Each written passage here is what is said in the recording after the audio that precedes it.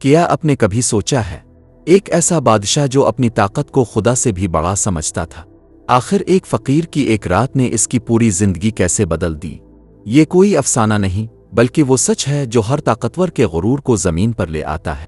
وہ بغداد جو کبھی علم، حکمت اور انصاف کا مرکز ہوا کرتا تھا، جہاں کی گلیوں میں دانائی کی باتیں گونجتی تھیں، مدرسوں سے علم کی روشنی نکلتی تھی اور ہر طرف اسلامی تہذیب کی خوشبو ہوتی تھی، مگر وقت کے ساتھ ساتھ بادشاہوں کے دلوں میں غرور پیدا ہو گیا تھا۔ اسی دور کا سب سے طاقتور حکمران تھا سلطان حارث۔ اسے یقین تھا کہ اس کے بغیر یہ سلطنت قائم نہیں رہ سکتی۔ اس کا خیال تھا کہ اس کا نام ہمیشہ زندہ رہے گا۔ وہ اپنے عالی شان محل میں بیٹھا وزیروں سے گھرا رہتا، جو صرف اس کی تعریفوں کے پول باندھتے رہتے تھے۔ دن با دن اس کی شان بڑھتی جا رہی تھی اور ساتھ ساتھ اس کا غرور بھی۔ ایک دن ایک وزیر نے بات چھیڑی، حضور، شہر میں ایک اجنبی درویش آیا ہے جو کہتا ہے کہ دنیا فانی ہے اور بادشاہت بھی۔ سلطان حارث کو یہ سن کر شدید غصہ آیا۔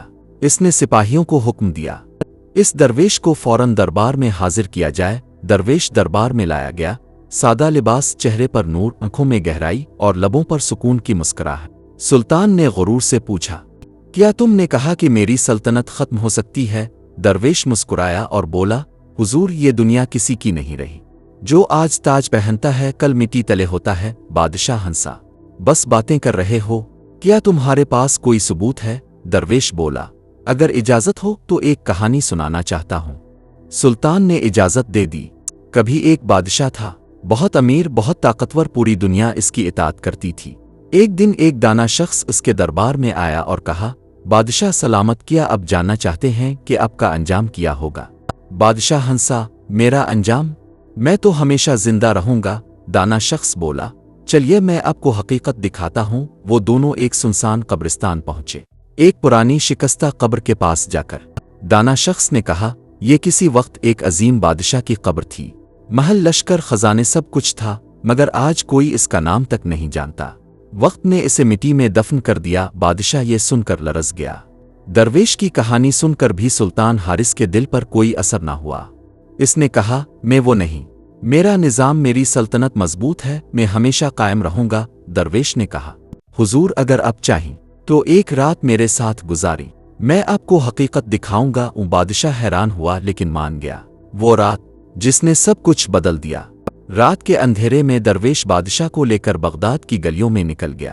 پہلی بار سلطان حارث نے اپنی سلطنت کو قریب سے دیکھا۔ کچھ لوگ بھوکے سو رہے تھے، کچھ بیمار سڑکوں پر تڑپ رہے تھے، کچھ مظلوم انصاف کے لیے در بدر پھر رہے تھے۔ پھر وہ ایک غریب بستی میں پہنچے، جہاں ایک بوسیدہ جھونپڑی میں ایک بوڑھا شخص شدید بیمار پڑا تھا اور اس کی بیٹی زاروقتار روتے ہوئے اللہ سے دعا کر رہی تھی، اللہ میرے ابو کی مدد فرما۔ بادشاہ یہ منظر دیکھ کر کانپ گیا۔ وہ سوچنے لگا، اگر میں واقعی عادل بادشاہ ہوں تو میری رعایا اس حال میں کیوں ہے؟ درویش نے اس کی آنکھوں میں جھانکا اور کہا، یہ بھی تمہاری سلطنت کا حصہ ہے، مگر تم نے اسے کبھی نہیں دیکھا۔ بادشاہ کی آنکھیں بھیگ گئیں۔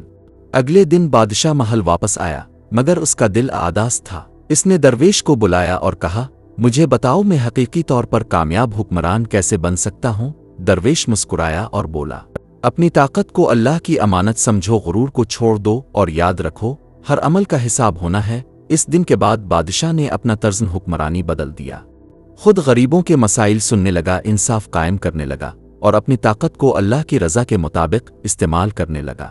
بغداد کی وہ گلیاں جو پہلے صرف امیروں کی تھیں، اب عام لوگوں کی خوشیوں سے گونجنے لگیں۔ وقت گزرتا گیا، کئی برس بیت گئے۔ سلطان حارث بوڑھا ہو چکا تھا۔ ایک دن اس نے درویش کو بلایا اور کہا، میں نے اپنی طاقت کو اللہ کی امانت سمجھا، رعایا کی خدمت کی، مگر پھر بھی دل میں خوف ہے، کیا میں واقعی کامیاب ہوا؟